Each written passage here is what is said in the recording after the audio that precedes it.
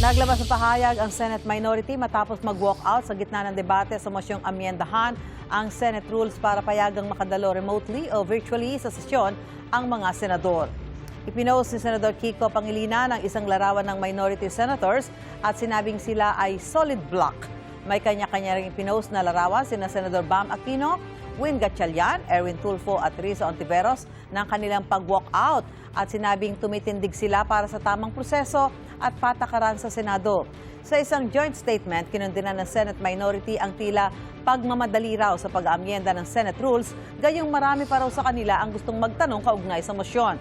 Giit ng Senate minority, maaapektuhan ng attendance, partisipasyon at pagganap ng mga senador sa kanilang tungkulin kapag pinayagan ang pagdalo sa sesyon virtually.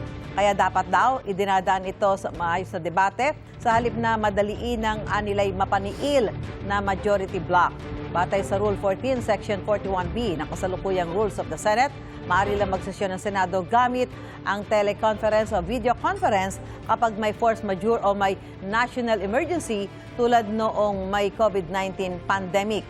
Kailangan din muna itong aprubahan ng karamihan ng mga senador. Ganyan din ang protocol sa committee hearings batay sa Rule 11, Section 22 ng Senate Rules.